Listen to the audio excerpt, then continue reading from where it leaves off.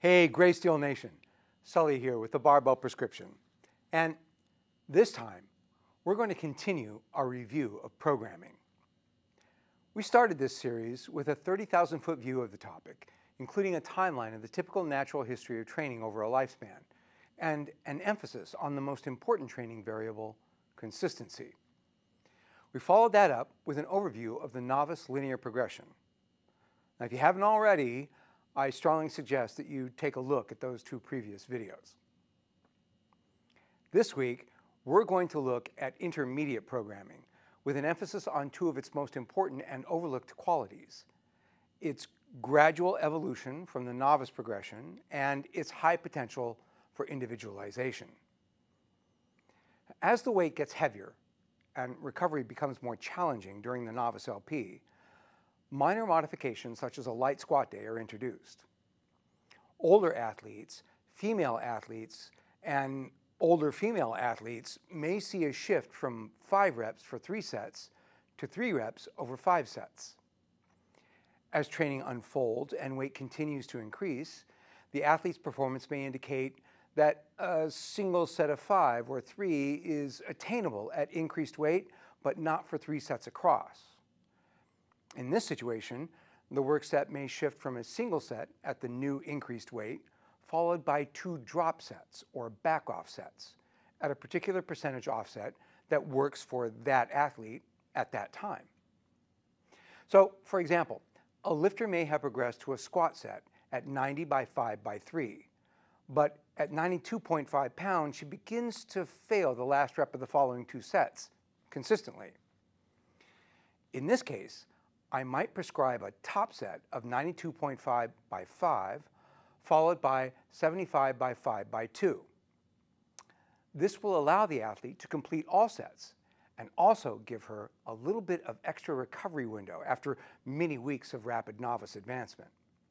Obviously, this approach works for the pressing movements as well. Deadlifts can be a little bit trickier because deadlift volume can be harder on older athletes.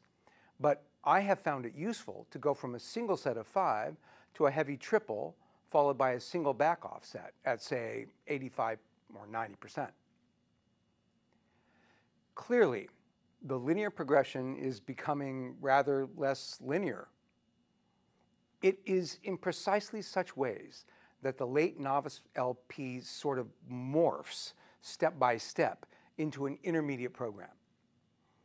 Regardless of the impression that may be given by pedagogical presentation of programming patterns in the most commonly read works on training, including our own, the transition from novice to intermediate is not, in practice, a precipitous, clean switch from one template to another. The transition is rather a sort of fuzzy evolution from a strictly linear early novice program to something that has already become more individualized to the specific athlete even before it can be properly called intermediate. Now, the astute viewer will see what is happening. We've unlocked the volume knob. Instead of a program where reps and sets are held constant and the weight is advanced incrementally, we are now playing around with sets and reps. We're modulating volume in addition to weight to manipulate the entire work product, the work volume or tonnage, from workout to workout and week to week. This extends the training period or overload event from its previous duration of 1 workout to another to a 3 workout period, often manifested over a calendar week, but not always, as we will discuss in a bit.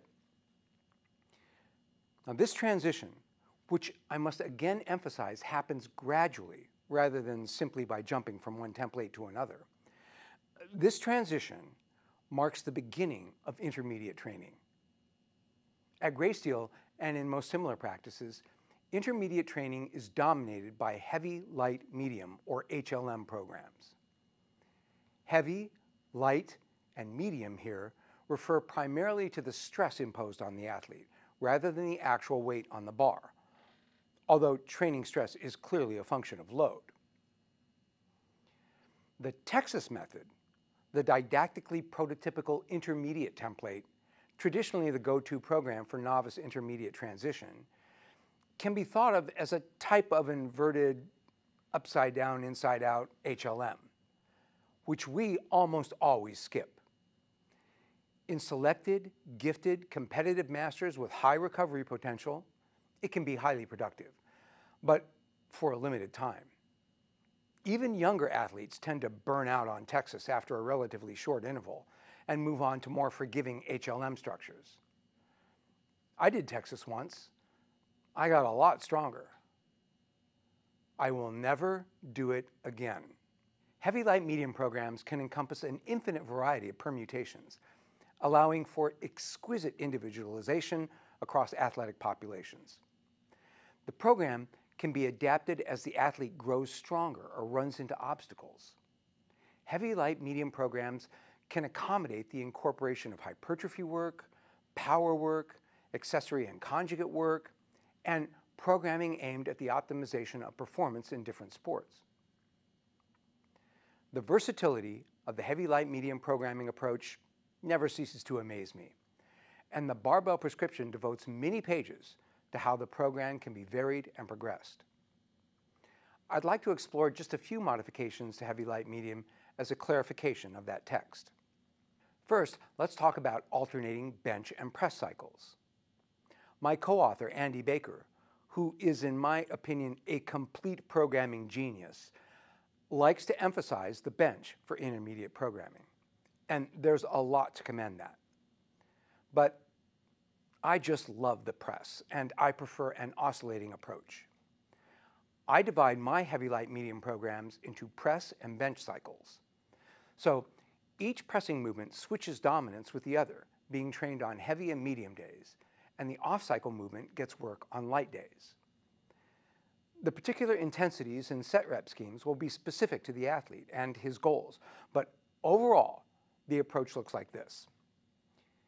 Beginning with a 3-day bench cycle, we have squat, bench, and dead on heavy day, squat and press, the off-cycle upper body movement, on light days, along with conditioning and perhaps accessory work. And then squats and deads or other pulls on medium day, along with a bench again.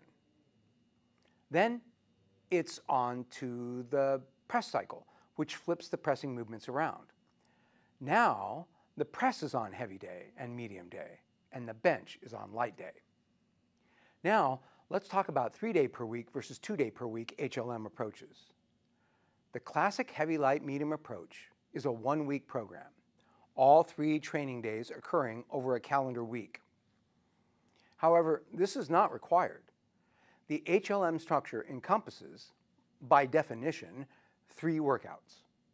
But these need not be clustered within a 7-day period. At Greysteel, we operate on a 2-day pattern, which is just an artifact of the days when I split my time between the gym and the emergency department.